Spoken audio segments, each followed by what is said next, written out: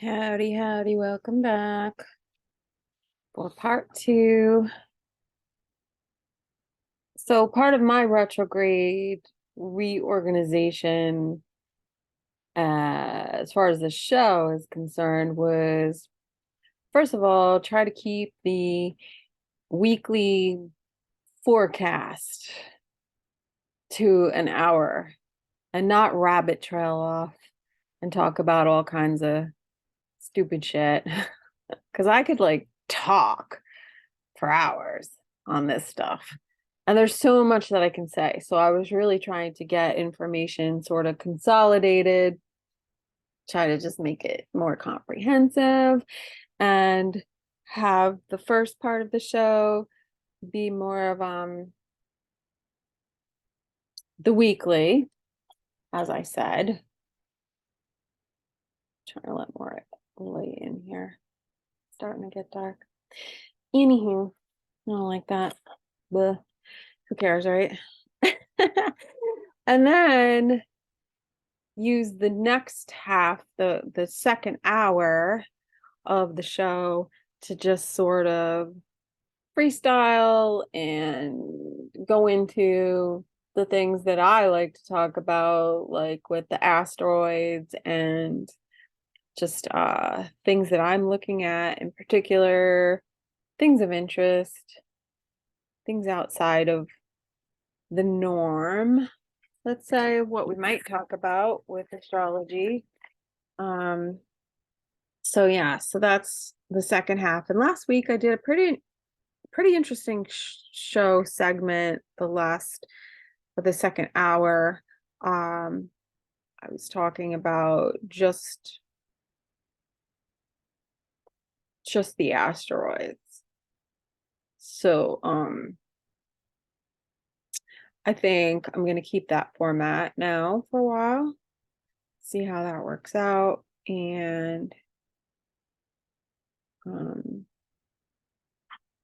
yeah, because I have to fill 2 hours of content for e-talk, and trying to record, doing video, doing audio, setting it up so that it'll be seamless on Spotify, whatever.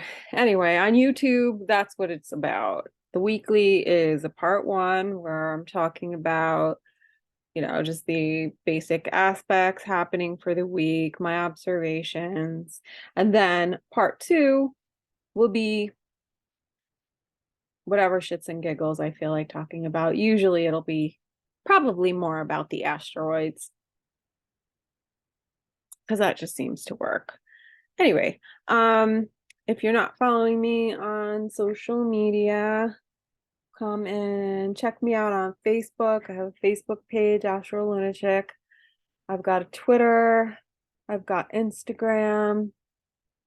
Where else am I? That's usually where I hang out. So you can follow or whatever, friend, follow, so that you can get my updates and whatever posts I'm making. A lot of times on Twitter, I'll tweet out news stories or things that come up in the public arena that relate to the aspects or the asteroids that I've been talking about, because that's a lot of fun to keep track of. I think it shows a correlation between the astrology and the events that are happening here in this 3D reality simulation, or whatever you want to call it. And also through Anchor and Spotify, well, not Spotify so much, but Anchor, I have a link that I post. Usually I'll put it on my Facebook page, I'll tweet it out, where if you follow the link, you can actually leave me a voicemail message. I don't know how long they give you for this voicemail message, so, don't make it a soap opera. but you can ask a basic question. I mean, basic about astrology. Um, like not, I mean, basic, like not about your chart, because I won't be able to look at your chart. I mean, if you actually have a specific question about your chart and you know what it is that you're looking at, you can ask that kind of question. But, like none of those kind of like, will I get a job soon? Blah, blah, blah, blah, blah, blah. I can't do that because I will be able to do that when I do live readings. So that's cool. But, if you just were wondering about something having to do with astrology, or if you want to, you don't have to ask a question, you could just make a comment, leave, feedback. Just make sure that it's respectful, because I don't want to have to like cut a bitch. Know what I'm saying? Know what I'm saying? Don't be a troll. I don't mind a little joking around. I don't care. Because, if you're going to come on and trash me, I'm going to trash you. I'm going to play the message, is what I'm saying. So choose your words carefully. Because, I don't expect any trolls. I literally don't. Like, I don't get trolly people making trolly messages, leaving trolly comments. I just don't usually get that on social media. Once in a while, like I always know when the aspects are like ripe for that kind of thing, but I flick those like a booger, so I don't care. You don't scare me. So yeah, anyway, if you go to my Twitter, you go to my Facebook page, you'll see the link. I'm actually posting it right now on Facebook. That's why I'm so distracted. And I'm posting it. So at any time, you can use this link to go and leave a little message. Because isn't that fun? I encourage group participation, audience participation. And soon enough, I will be having live stream capabilities where I'll be able to take your calls. And that's when I'll be doing live readings. And that's when the fun begins. So please follow, like, share, subscribe. You know how it goes. You know how we do. And that way you can follow along with all the wonderful future developments that will be coming to AstroLunaChick's Guide to the Universe with your host, Susan, me, AstroLunaChick. So yeah, where did I leave off? So we did the week. Oh, what I wanted to talk about was the void of course moon. If you don't know what void of course means, it is when the moon makes an aspect to a planet, and that's the last aspect it makes before it goes into a sign. So usually it's making the aspect usually to whatever planet is in later degrees. It's not always. We have a lot of planets in late degrees right now, like Pluto, Neptune, what do you call it? Well, the sun pretty soon. But anyway, basically, it is because we have minor aspects, but it's the major aspects that we're looking at, like conjunction, sextile, trine, square, opposition, those aspects. And what it means basically is that for the time after the moon makes that aspect and until it goes into the next sign, there's very little energy left with the moon. So, and we tend to stay in the energy of whatever that aspect was. So, if it's, I don't know, a square to Mars and we're taking action or being assertive, or there's aggressive energy, we sort of stay in that energy, but nothing really new happens. I mean, I've literally watched it where like I'll try to do something, I'll try to communicate, or I give somebody a piece of paper and they need to go get it notarized, whatever. Because that happened. And it didn't get done. It didn't get done. And I realized, shit, I did that in the void of the moon, but it was unavoidable. No pun intended.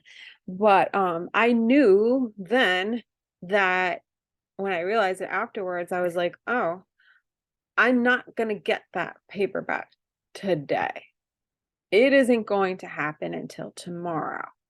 So literally, it's important. It's important to know when you're planning things, you want things to move along smoothly.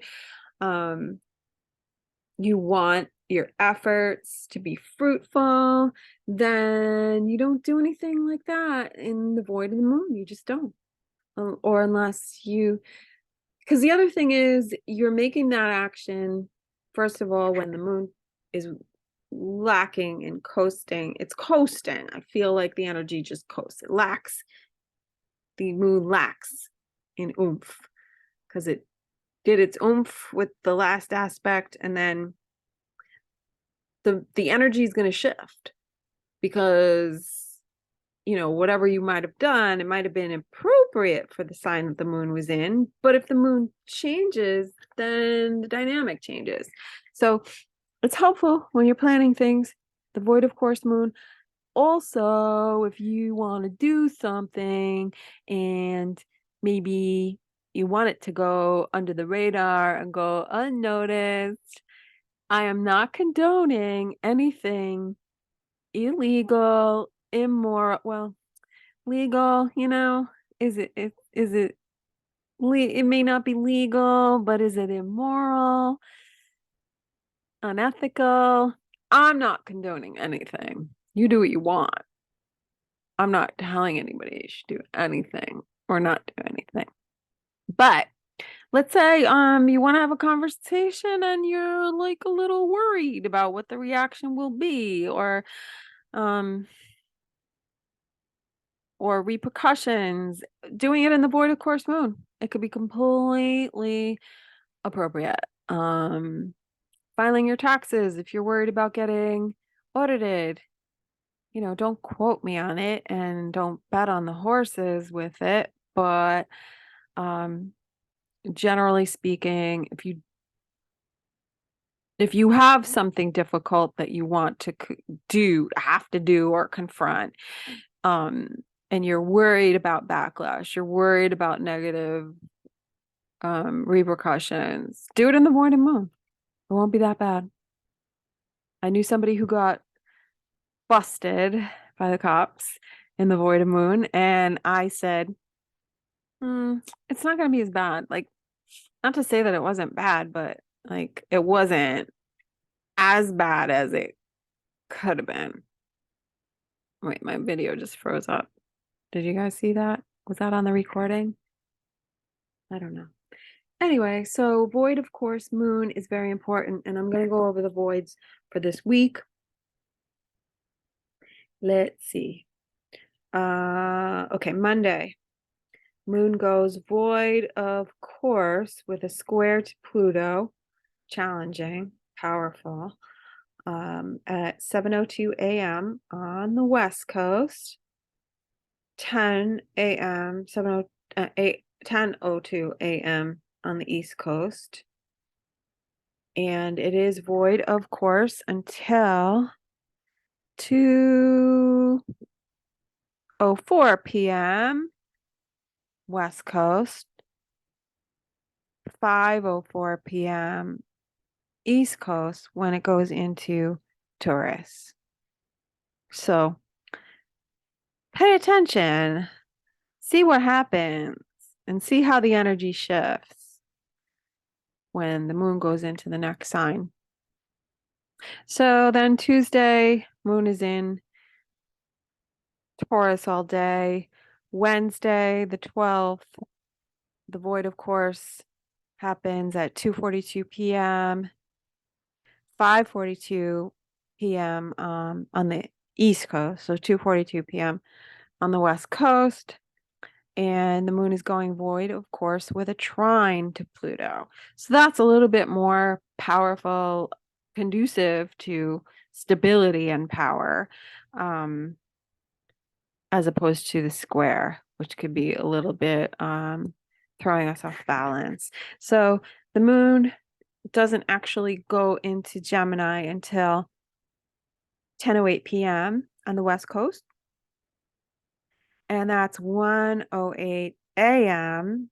of the following day, the 13th, if you're on the East Coast.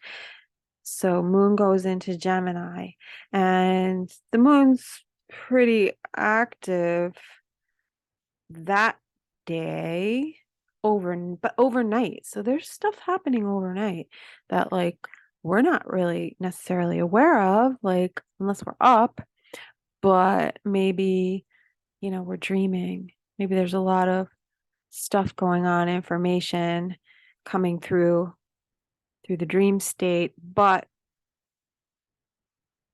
there's still stuff going on. There is a lot going on. All right, so then the 13th, Thursday, the moon is still in Gemini. And then the 14th, it goes void, of course, on the 14th at 9:11 p.m., which is actually 11 minutes past midnight if you're on the East Coast. And that void happens with a conjunction to Mars.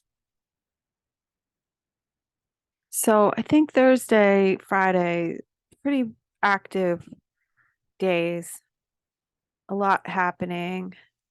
And the voids seem to be either later in the day or later at night. So it's not really interfering with our productivity midweek. I mean, Monday, the moon goes void early, and doesn't go into Taurus until later. So, but as we get towards Wednesday, and then the void that happens on Friday, those are later at night. So it's not really affecting our productivity or the work day, let's say. Okay. All right. So Saturday, the moon goes into Cancer, 9:11 a.m. Again, that's West Coast. On the East Coast, we're talking 11 minutes after 12 noon. So 12:11 p.m. Moon goes into Cancer Saturday, and it's in Cancer on Sunday. And Monday, the void happens. I can't read my writing. Looks like 1:56 p.m. on the 17th. So pretty productive morning. And East Coast, you're talking like 4:56 p.m. So later on in the day. So that's the void, of course, moons. And then another thing that I noticed that we should be aware of is the moon out of bounds. I've talked about this before too. So when you're looking at the chart, and I'm gonna just share the screen so that you can kind of see. Do I really need to do that? Yeah, I'm gonna do it because I'm gonna talk about asteroids next. When you're looking at a chart wheel, that's like a flat representation of the planets you know, going around the zodiac, the wheel turning. But if you were to actually take that and turn it sideways and have more of a 3D representation of what's happening with the planets, their orbits are not all the same. They're not. They're tilted. So sometimes the planet would actually look in the sky. If, like, for instance, the easiest way to see this is with the moon. The declination, it's called declination of the moon. Declination is the planet, the degrees away above or below the ecliptic. So there's the ecliptic, which is the imaginary line, and then planets will go either north of that or south of that, and that's called declination. I know that sounds like really simplistic and totally non like scientific, but I'm just breaking it down for people who, you know, the average person like me. I hate describing these things, all the technical astronomy type stuff. So, okay, my point is when planets go out of bounds, um, the energy starts to, the way the planet expresses itself starts to change. It starts to become like extra, like not characteristic, or like for instance, when the moon goes, I notice when the moon goes way out of bounds north, there's so much heightened emotion and it's being externalized, right? And things, people can react uncharacteristically or severely, or you know, it just seems like the emotion is so heightened, so the reaction, the interaction is that much more intense, you know.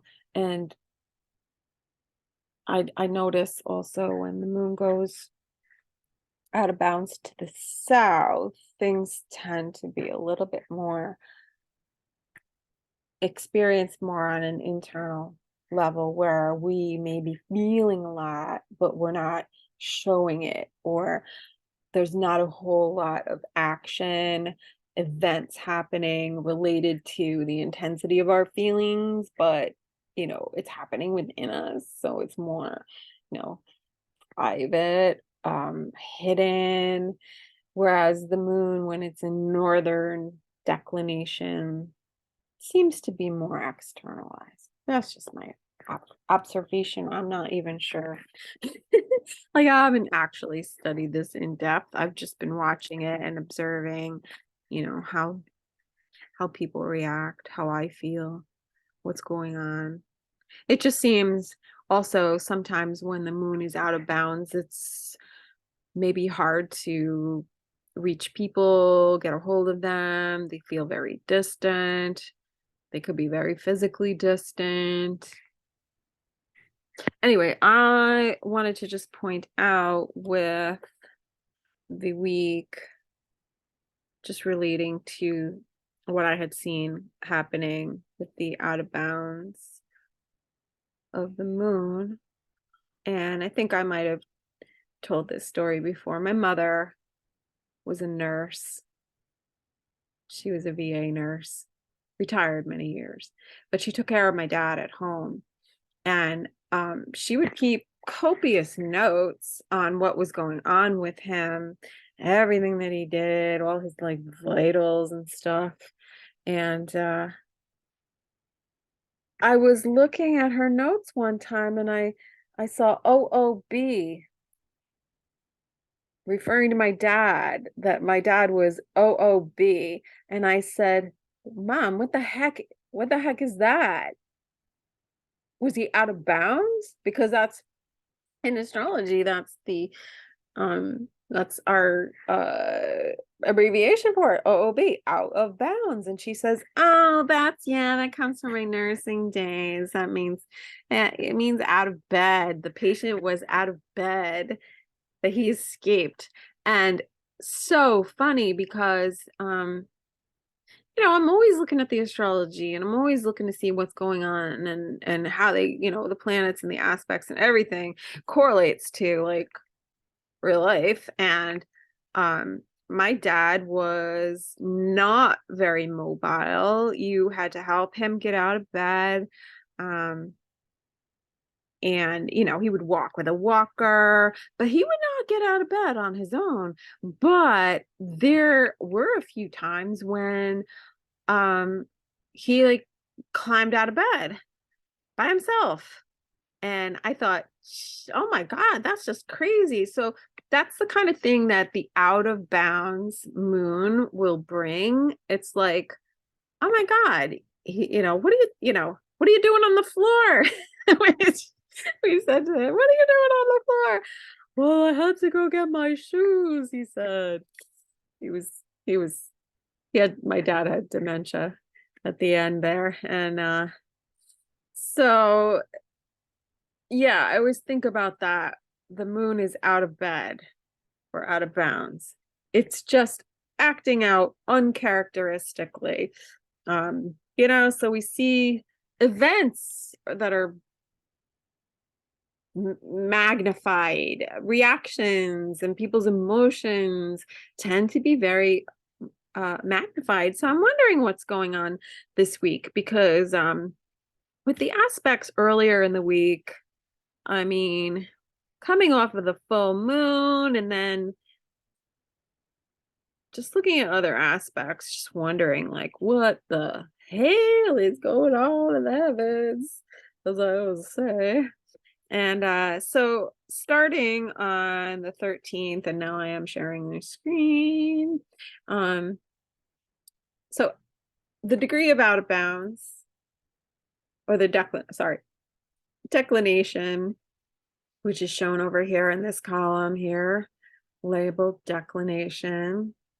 When I see it go, any planet, when I see it start to go out of over 23 degrees north or south, I consider it to be starting there. I know it's like 23 degrees and I don't know, some seconds, whatever. It's close enough for rock and roll. So the 13th, we've got the moon starting to go out of bounds. It's at 23 degrees north, 35 seconds.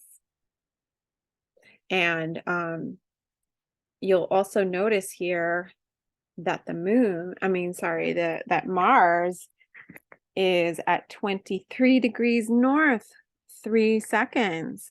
So I wanted to point this out because Mars is starting to go out of bounds. Pluto's a little bit out of bounds, but Pluto moves so slow, and it's been actually at 22, 23 for such a long time.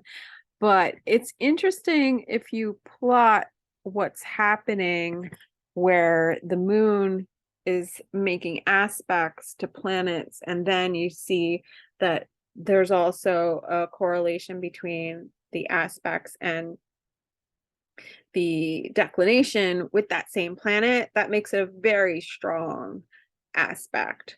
So there's something going on here with Pluto, and it has to do, I would say, with and Mars, sorry, Pluto and Mars. That can be violence and aggression and accidents, and Pluto and Mars, they're not that's not a friendly energy together. I mean, together, I see that as somebody who is like forcing their will upon someone else. And there could be verbal altercations and stuff, but Mars is going to continue to go out of bounds. So like here, I'm fast forwarding. See, it starts to go up, up, up, up. It doesn't go too far. Like I know the moon goes pretty far, but I don't think, yeah, it does go to 24. Anyway, as the point that I want to bring out and I know I'm talking about the moon and pointing it out, explaining declination, but it's important to know right now that that Mars is going out of bounds with its declination, which is also in, it's not an opposition, it's actually called contraparallel. So it's almost like an aspect, but when we're talking about declination, it's either parallel or contraparallel. So parallel is when they're at the same, planets are at the same declination, and contraparallel is when one is north and the other one is south. So the moon is going to be parallel to Mars. Mars is contraparallel to Pluto. And as Mars runs up to the end of the month and stations to go retrograde, just before it does that, it does make a what do you call it? An aspect to Pluto.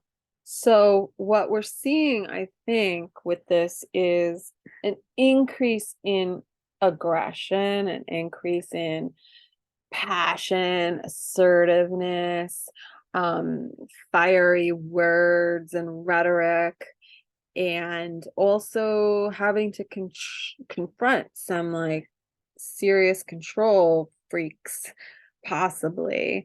But I think this is where we're going to start to see it.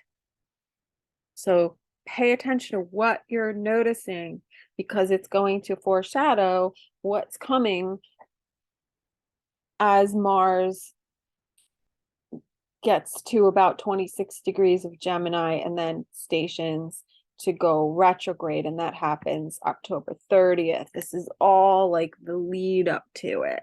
But the moon, when it starts to go out of bounds, it will do so with a parallel to Mars.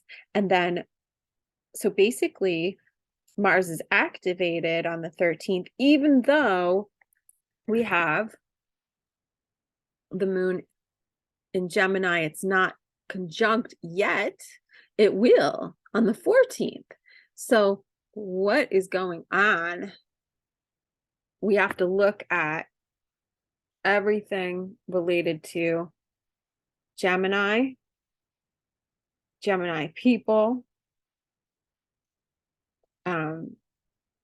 aggression, war, assertiveness, masculine energy, all of that, because that is becoming very prominent. And Mars being getting higher in declination, northern declination, it's very strong. Whereas the, that Mars being the yang principle and the action. On the other hand, Venus is in Libra, which is a sign that she rules, but because she's so close to the sun, that makes her invisible. So she's weakened in her own sign.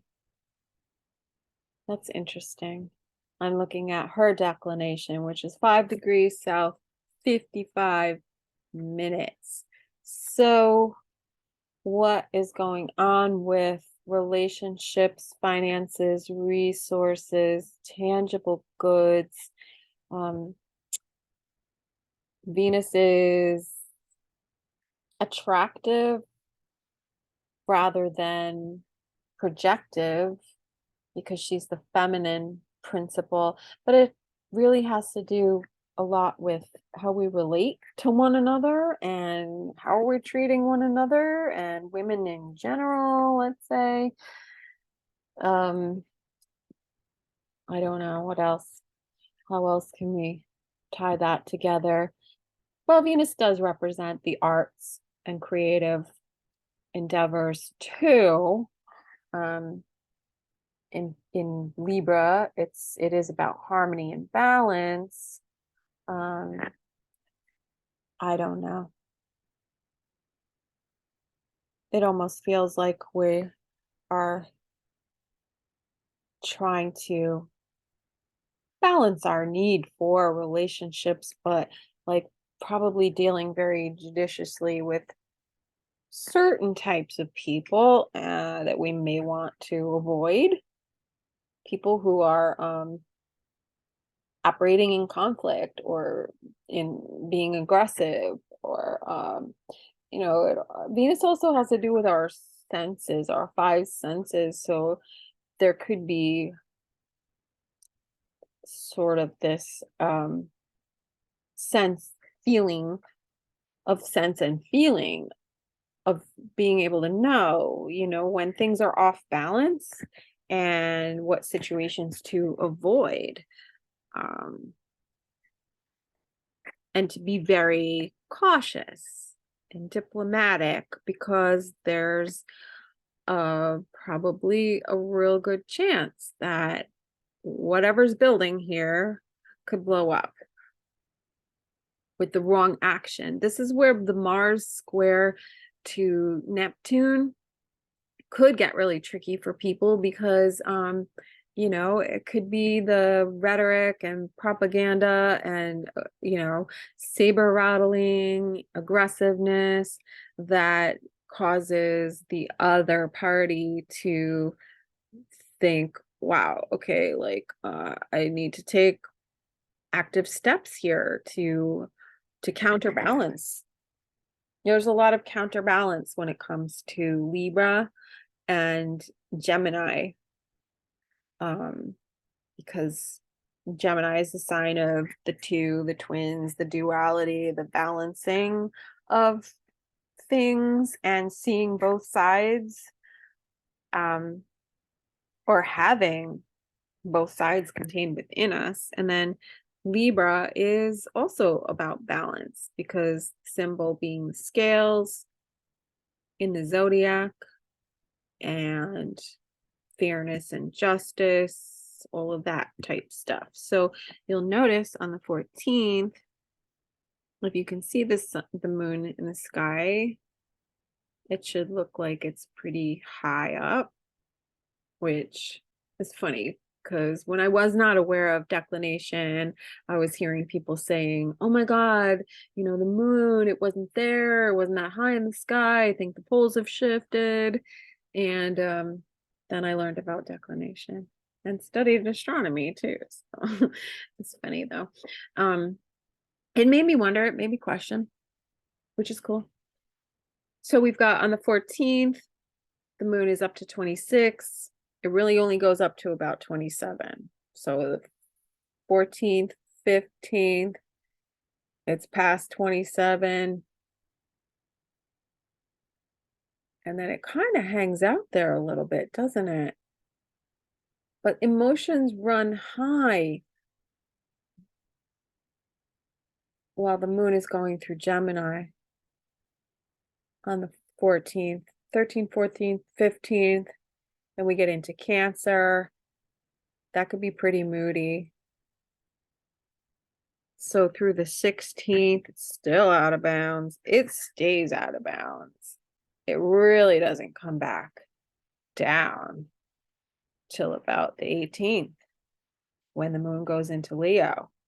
But at that time, we've got Mars is trining the sun and Venus, and the sun and Venus are squaring Pluto. So this feels like, some serious, like on the brink of blah-diddy blah, blah-diddy whatever. Some serious, like crazy stuff. So yeah, like that was just something that I wanted to talk about with the moon being out of bounds. You'll notice that the moon could make an aspect to Mars on any other day, and it could be like, yeah, go get him, tiger, but with the moon out of bounds, that is a day with, let's say we're having that aspect, moon conjunct Mars, not always a bad thing. I mean, that can light a fire under your ass, or, that's being assertive, just really basic type stuff. But that could be going overboard with the moon out of bounds. So be careful. Watch that the patient doesn't jump out of bed. That was too funny. He was OOB.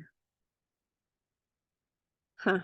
So that's what I wanted to talk about with out of bounds.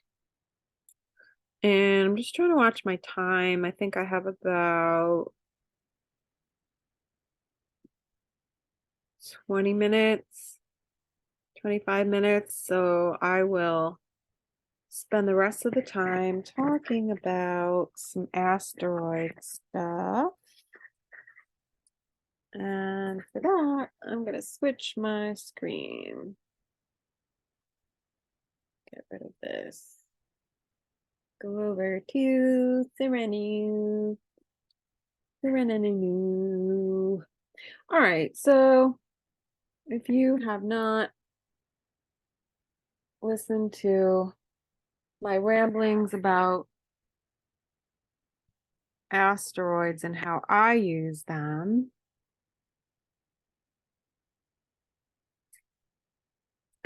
basically, the asteroids seem to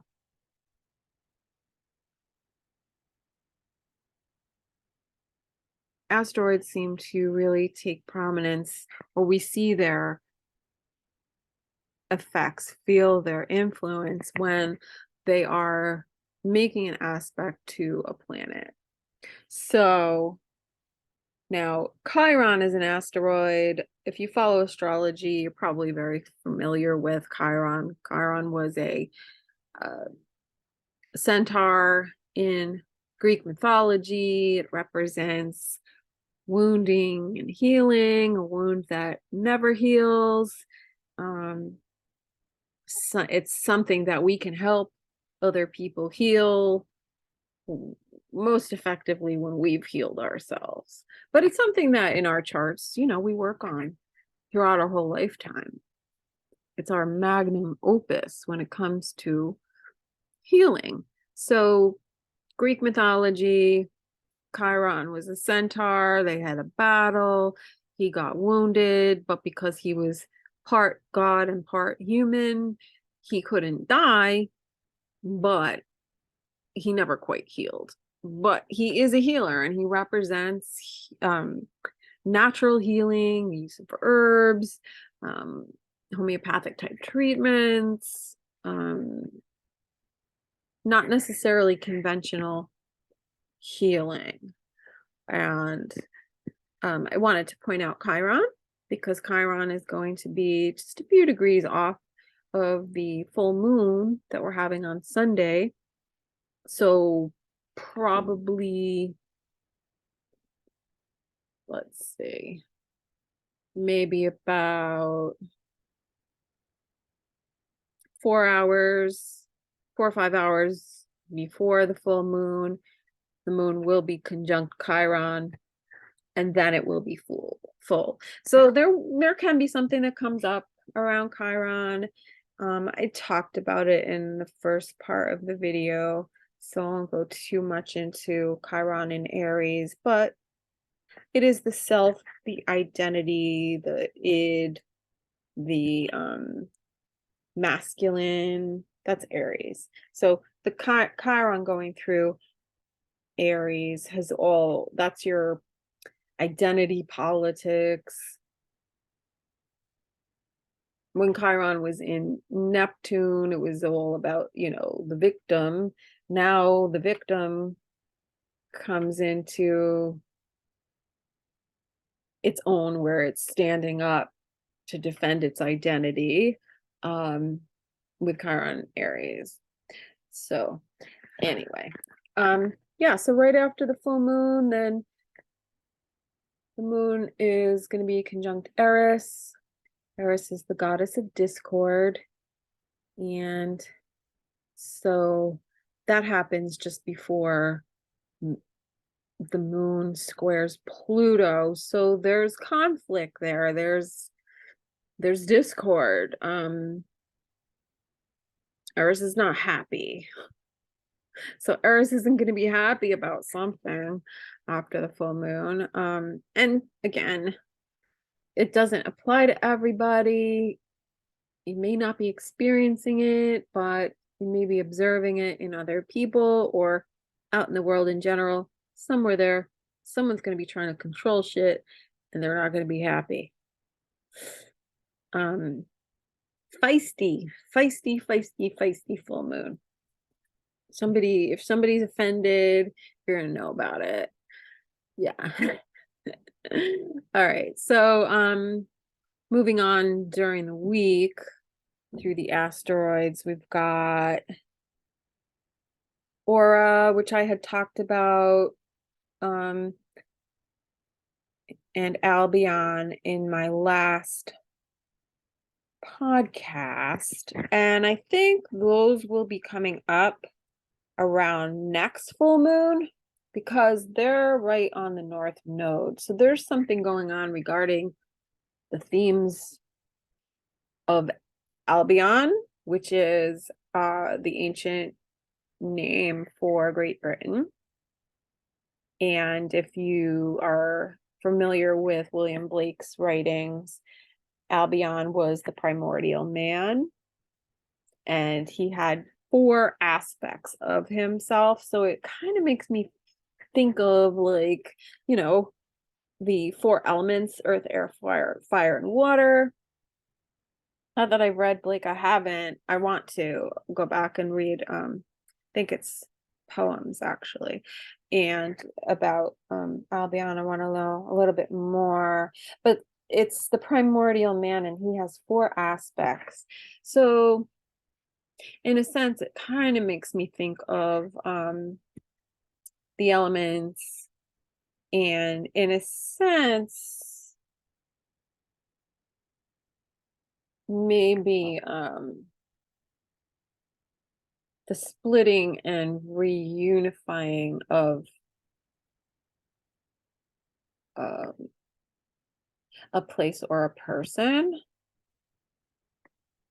And I wondered, you know, with the new king coming, if England or the UK, as they call it now, would be looking at maybe trying to unify its territories, like keep its territories closer under its wing or something like that. Now with aura, I mean, aura is aura. That's the body's aura, or the concept of giving off an aura, if you're familiar with that term. So it's interesting. I came on some YouTube videos regarding a company called Aura that has virtual reality technology, and they're trying to use this in a therapeutic setting, in terms of exposure therapy. So where, you know, you could actually simulate a traumatic experience for the person who's in therapy, without it actually happening. And so then the body, you know, goes through all its responses, I guess, and you get you have a way of sort of going through and confronting that trauma and managing the mental emotional part of it, which seemed like a good thing. But it's kind of a creepy rabbit hole because there are interviews with this woman whose name is Lima. I can't even pronounce her last name, but it also tied into Dimorphos, what I was talking about with the asteroid Dimorphos last week, because I was talking about twins And Dimorphos has to do with twins and existing in two states. And this woman who started this company, Aura, she had sisters who were twins who also had DID, dissociative identity disorder. So I thought that was really interesting how that connected, because no one knows where her twin sisters are now. And like there's some sort of lawsuit going on. I stumbled across someone's YouTube channel who was doing a video about this project, that the woman who started the company Aura was involved with, where they took this girl who was a crackhead and put her in a conservatorship, and forced her into a program where they used this virtual technology therapy on her, and she died. Yes. Like, I don't know. And no one knows what happened to these twins. So if you're interested in looking that up, I'll actually try to link in the YouTube description. It's Aura is the company, and the twins' names, interestingly enough, are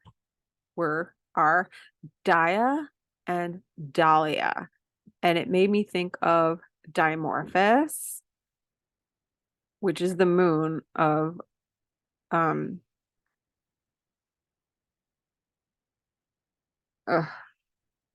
God. All right. So yeah, Dimorphos is the moon. And Didymos, which we'll talk about in a second, which is in Gemini, the twins. Weird. It just like fucking blew my mind when I came across this. So I don't know. Like a lot of people don't really know too much about this girl and her woman and her company Aura and what happened to her twin sisters, but it's likely that she put them in a conservatorship. It sounds like, because that's what she does. She'd be a Margera from Jackass in a conservatorship. It's just really weird. But that's my true crime brain at work. So I thought that was funny that that came up, because I just talked about twins and Dimorphos and Didymos, and these twins are double D's. But I think their YouTube channel is still up. If you want to go and look, and I'll look for some links and I'll put it up.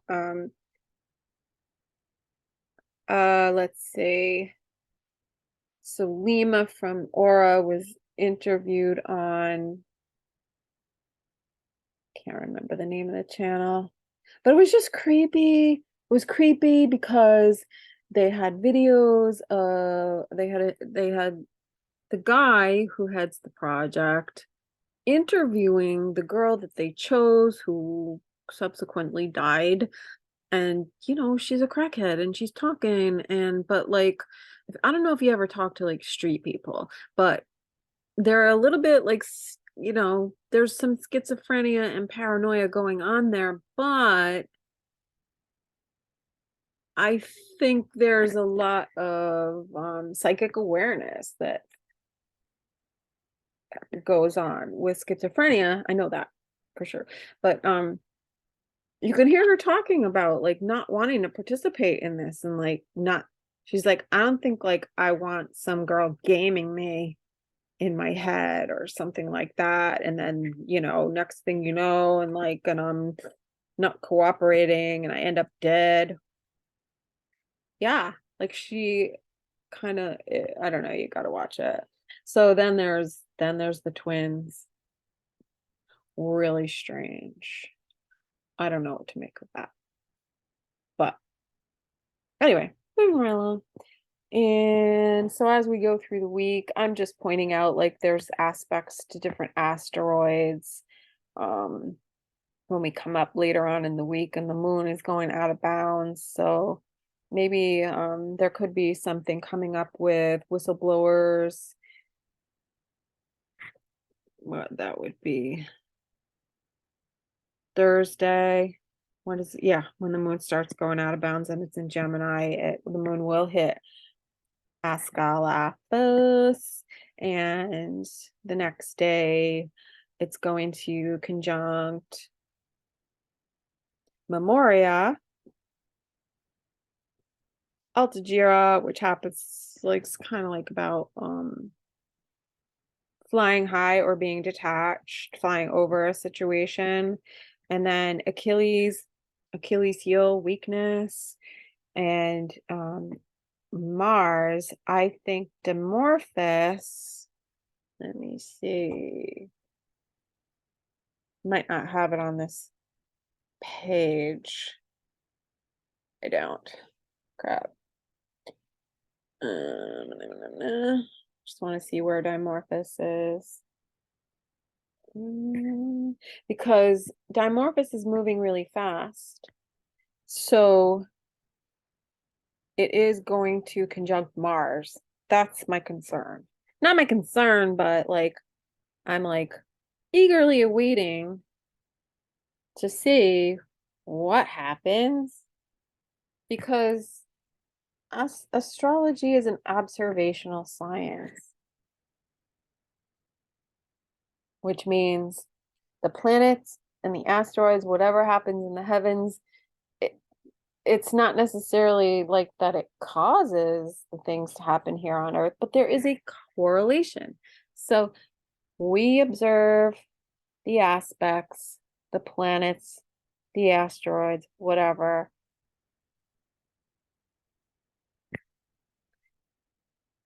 And we record what happens. We observe what happens. I record what happens. I don't know about the rest of you, but I'm here to report. So actually then by Thursday, Dimorphos is already in Cancer. It almost moves as fast as this the moon. It takes maybe a few days to get through a sign, but it moves pretty fast. So just want to see when Dimorphos is going to be exactly conjunct to Mars. I'm sorry, Didymos. Keep calling it Dimorphos. Same thing, right? So Didymos by the 11th. So I'm going to say it's Monday. Monday, Didymos conjunct Mars. Let me just make sure. So what I was hypothesizing, Sunday, Monday, maybe it is with the full moon. But anyway, I was musing aloud last week in my part 2 about the asteroids, what Didymos and the DART mission would mean for as a symbolic thing. Whether you believe it was a ritual or not, it doesn't really matter. I'm just looking at it like, all right, Didymos means twin and existing in 2 states, having 2 forms. And we're messing with that by going and smacking it, right? Even if it's just a symbolic effort. But the idea of messing with the twins, and I was talking about disassociation, multiple personalities, and the integration of the psyche of a person, let's say, who has split off parts of their personality, that does disassociate, that has formed other identities. I mean, I don't really know. I'm just looking to see how it all plays out. Just not really sure. I don't know what to say about it. And then the whole thing with the twins, the Dia and Dahlia. So weird. yeah, it's kind of weird. Go check out their YouTube channel. I mean, their videos are interesting. They're very like artsy, creative, but a little bit, there's something about it that kind of creeps me out. I don't know. There's something about their sister that creeps me out. She reminds me of Teal Swan, if any of you know who she is. Um, and I have an opinion about her. Uh, I don't know. Weirdness. Just weirdness. So, um, asteroids, what else are we looking at? I just want to look at the asteroids that are conjunct to planets. And so, I won't go too much into all of them right now. We're just going to look at where the planets are affecting us. There's certain times when I'll go deeper in and I'll explain, but I'm just going to throw out like keywords and stuff. So, what we got going on in Libra, we've got Venus, we've got asteroid Amor, which obviously love, Sun, Psyche, Eurydike Requiem.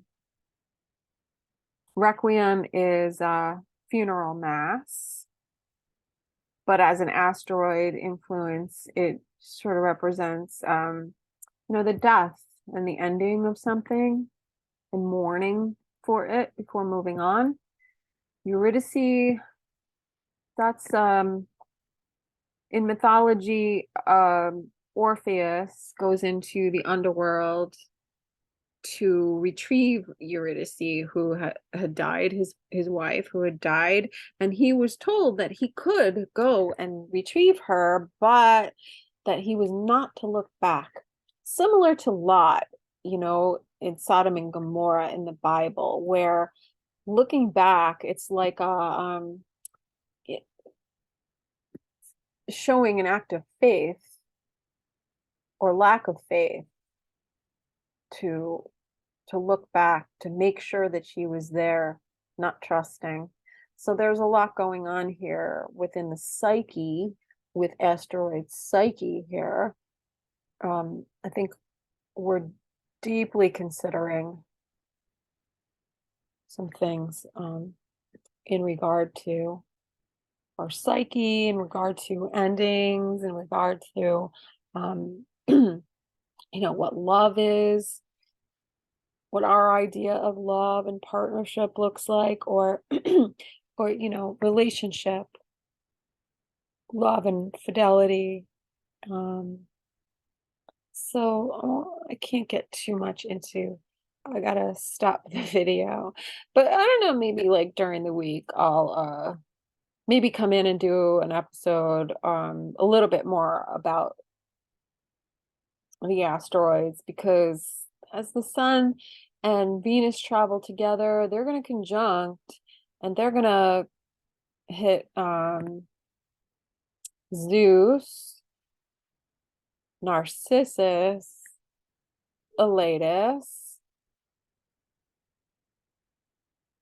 So, but that Venus Sun conjunction, it's going to square Pluto, but that's not going to happen until like the week after. So perhaps I'll do it on another day. Okay, guys, that sums it up. I hope you enjoyed. If you are interested in getting a reading from me, please email me at astrolunachick@gmail.com. You can send me a message on social media. Facebook is being weird. It says I have messages, but I opened the thing and there was nothing there. So if you sent me something, which it could just be a glitch, I don't know. Send me an email. That's the best way to get a hold of me if you want a reading. I have, because we're coming up on eclipses, I do eclipse readings, discounted, just focusing on the eclipse. So whatever you're interested in, just shoot me out an email and I'll send you the booking information. And with that, we are done for today. Thank you for stopping by. Please like, share, subscribe, leave me a voicemail message. And check me out on etalk.tv, Instagram, Twitter, Facebook, blah, blah, blah, Spotify, blah, blah, blah. Okay, guys, take care. Bye-bye.